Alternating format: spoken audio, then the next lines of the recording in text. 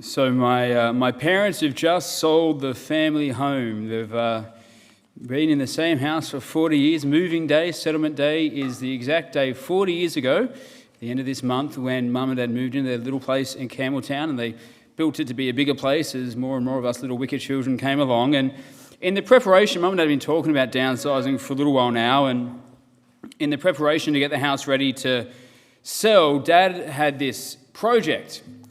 Our house was built on stumps, and this beginning, I was going to call the foothills of Campbelltown. Nowhere in Campbelltown is that nice, but it's this little bit of an incline as you go up to one of the hills, ridges of hills that Campbelltown is built on.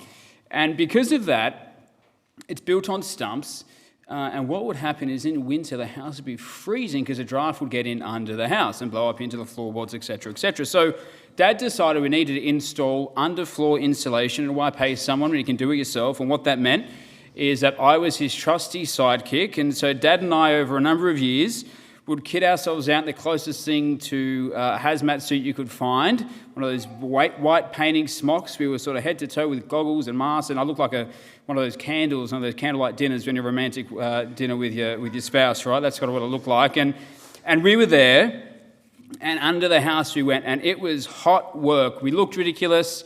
It was hot, it was sweaty, it was uncomfortable, it was grueling.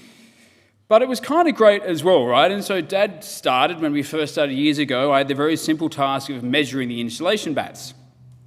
And then once I did that, I graduated to be able to cut the bats, and then I could get under the house and pass him the bats, and I could help put the bats under the floor. And then finally, when we got to the end of the project, I could help with the sort of the I don't know what it's called, the strippy sort of stuff. Industry knowledge, I've learnt a lot, obviously, that helps to keep the bats in place. And by the time that was all kind of sorted out, Dad and I made a pretty good team. And one thing that I loved about doing this wasn't just that I got to spend some good quality time with Dad. My dad's a great bloke, but Dad didn't just want help getting the job done. He was teaching me in his own way how to do what he did. He was apprenticing me, as it were, in the job of installing bats under your house. So if you do need insulation bats under your house, I'm sorry, I'm very busy, I can't help you. But he was apprenticing me in this. And I was thinking about that during the week as I was preparing the homily and thinking about today's gospel, and I realised that this is exactly what Jesus does to us. This is how Jesus forms disciples. He doesn't just give us jobs to do, but he apprentices us into his life and into his mission. And we hear this in the gospel today. Right before we pick up where we start the gospel today, the immediate verses beforehand, we have what's called a summary statement, that Matthew puts these in different points to break up his gospel. And what he's doing is he's summarising what Jesus has done so far. So Matthew summarises Jesus' ministry, that he's proclaimed the kingdom, he's healed people, and he's delivered people. And then Jesus looks out and he's moved to the very depth of his being. We hear in the gospel it says he felt sorrowful, and that's a little bit of a weak translation. It was this gut-wrenching compassion that Jesus had as he looked out across his people, troubled and abandoned sheep without a shepherd. And he realised, and he says, the harvest is rich, and he calls the 12 and he instructs them. And what emerges from this pattern is something really important, that Jesus doesn't simply give his disciples a mission. First, he proclaims the kingdom, he heals the sick, he casts out demons, he has compassion, and then he calls them to do the same. Jesus never asks the disciples to do something he hasn't first shown them. He invites them into what he himself is already doing and what he has done for them. What he shows us is the Christian life is not merely following rules, it's an apprenticeship in the way and the life of Jesus. That in the same way Jesus does this for his disciples and his apostles, he does the same thing to us, that Jesus apprentices us into his mission. And he does this by teaching us to receive, to remember, and to respond. Let's break this open in turn. So he teaches us to receive, and this fundamental text here we have in the second reading, taken from the 5th chapter of Paul's letter to the Romans, his magnum opus, as it were, of his pastoral epistles. And what we see is this beautiful fundamental line, that while we were still sinners, Christ died for us. Everything begins here. Before mission comes encounter. The first thing that Jesus apprentices us in is not ministry, but it's in receiving his love. Before Jesus sends us, he loves us. Before he commissions us, he heals and forms us. We cannot share what we've not received. Christianity is not self-help, it's not self-improvement. It begins with receiving the love of God. And this isn't a one and done sort of thing. It's not about a first encounter and then we're off to the races, but it's in recognizing that Jesus is not finished with us yet. We're continually called to receive his love, his healing, his freedom, and his transformation. Perhaps we can ask ourselves this question: where am I still one of those sheep without a shepherd? Where am I lost, wounded, stuck, carrying burdens? What areas of my life still need to know the love and the healing of Jesus Christ? So we receive, and then we're called to remember. In the first reading of Exodus, we hear again the people of Israel setting out again into the wilderness. They're so close, but they're so far. And God responds to their wandering by reminding them that you yourselves have seen what I have done for you. Before mission comes memory. God reminds his people of what he has already done.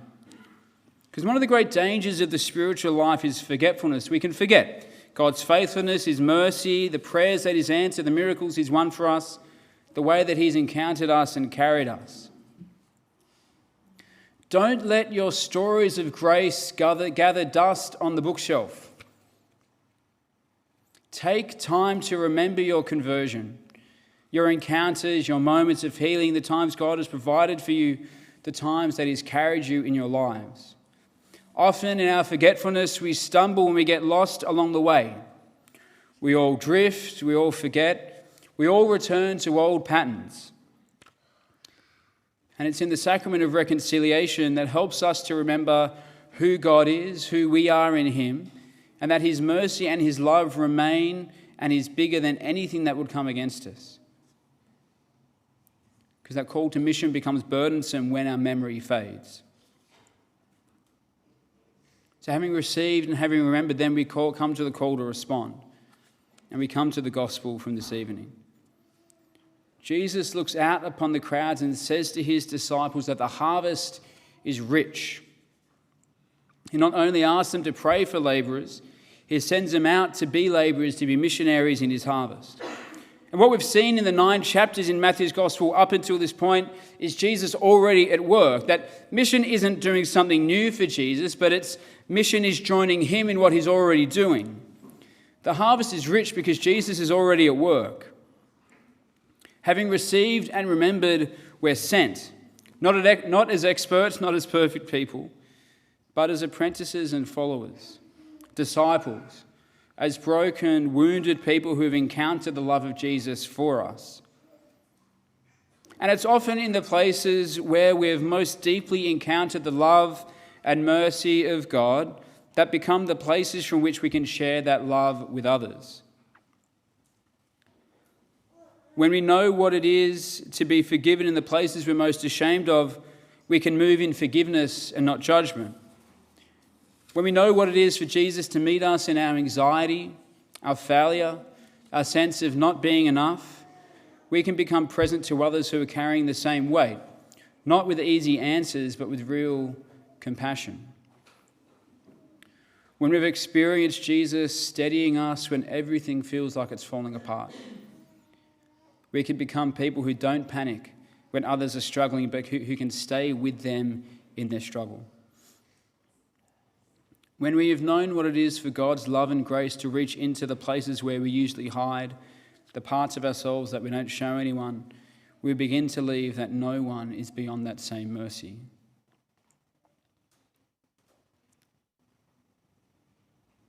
Disciples don't simply pass on information. They pass on what they've received. Mission is not something added onto our lives. It flows from a life that has been touched and transformed by Christ. Jesus sends us not to give people our wisdom, our strength, all of our answers, but to share what we ourselves have received from him. So as we seek to respond to Jesus and what he's done for us, rather than asking what great thing I should do for God, perhaps we can ask, who is God placing before me? Where is he already at work? Where is he inviting me to share what I've received?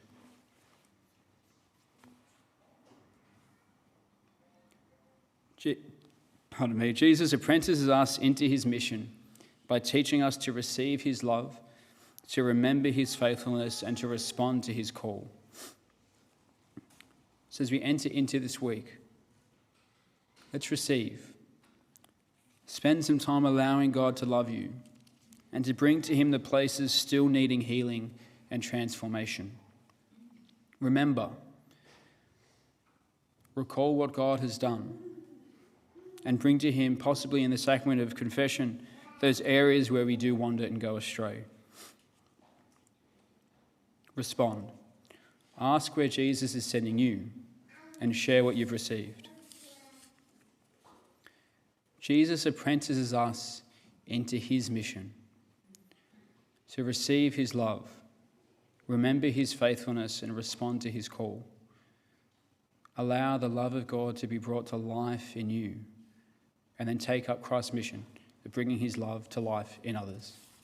Amen.